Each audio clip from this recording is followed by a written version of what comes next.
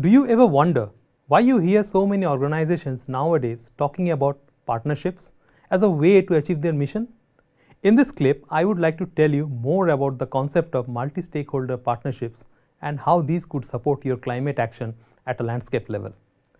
If you watch the news, you would easily conclude that people are arguing all the time and that humans are always in conflict. But in fact, it is just the opposite. Most people are working together most of the time. We would not be able to live together if our species were not so skilled at collaboration. Well, talking about me, last year I moved from India to the Netherlands, and since then I learned a lot about how the Dutch manage their water. Let me give you an example. The Netherlands is a country in which a quarter of the land is below sea level, and the sea has not always been a good friend of the Dutch. Since the Middle Ages, threat of floods always required cooperation. Both enemies and friends needed to collaborate in order to maintain the dikes and the pump mills within the landscapes. They would just interrupt the fighting and make a dike that protected everyone. This taught the Dutch to set aside the differences for a greater purpose. Whether you are the government, citizen, or business, because of this common threat of flooding, all people work together and to find solutions to keep their polders dry. They even invented a word for it, to polder, which means to make a consensual decisions. However, the idea of polderen, to discuss, negotiate and find solutions, is not unique to the Netherlands because there are similar stories from all over the world. In the face of climate change, our problems related to the rising sea levels will become worse. As you can see, the fate of San Francisco with a prediction of 61 meters of sea level rise if the Antarctic ice melts. So dealing with these future climatic impacts will require stakeholders within and across countries to collaborate.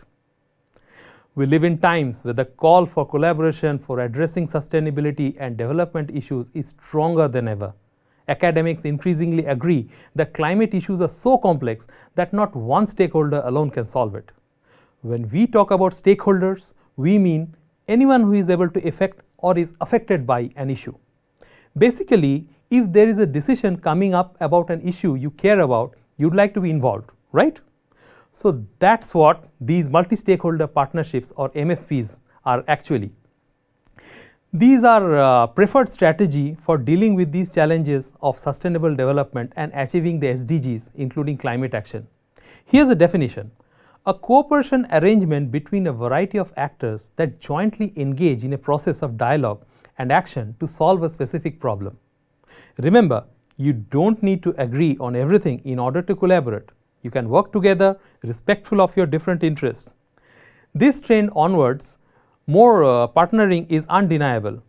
Companies are teaming up with governments for renewable energy. Farmers and consumers collaborate to create shorter agricultural value chains. Governments are joining with NGOs and business to support landscape restoration initiatives worldwide. We are also seeing an increase in the partnerships platforms, both online and offline, whose main goal is to catalyze new partnerships. MSPs happen at all scales, from very informal and local. For example, a group of farmers teaming up with the local government, university scientists, NGOs, to use an unused section of a local government building to store local seed varieties which are disappearing from cultivation. At the global level, we see more formalized engagement processes such as the annual climate COP, where countries come together to explore adaptation and mitigation targets. Now, why exactly do these MSPs emerge?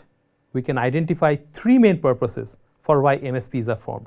First, to mediate a conflict that prevents stakeholders in a landscape to tackle an issue together. Secondly, it is around solving a problem in a landscape. And finally, we see MSPs that are more focused on exploring opportunities for innovation, usually private sector driven. But in practice, all MSPs tend to have a mix of problems, conflicts and opportunities. For your climate action, for example, you can initiate an MSP to address the shared concern of vulnerability to climate impacts in your landscape. To increase the resilience of your landscape, you will have to explore opportunities, and due to different interests of stakeholders, you may have to resolve conflicts in the process before you can solve the problems. However, despite this enthusiasm, we should not be naive. Getting people to work together towards a common goal is never easy. Partnerships can be difficult when these are strong competing interests and power differentials at work. Not to mention that people often don't speak each other's language, that is organizationally and culturally, and that many people do not trust institutions and science nowadays like they used to do. It is not as simple as just sticking people in a room and hoping for the best. Now you know what MSPs are.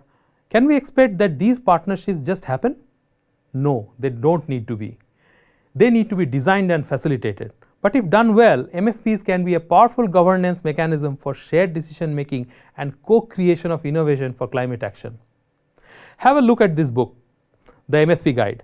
This explains what makes MSPs effective and offers guidelines and tools that help you design and facilitate an MSP for climate action in your landscape. Enjoy.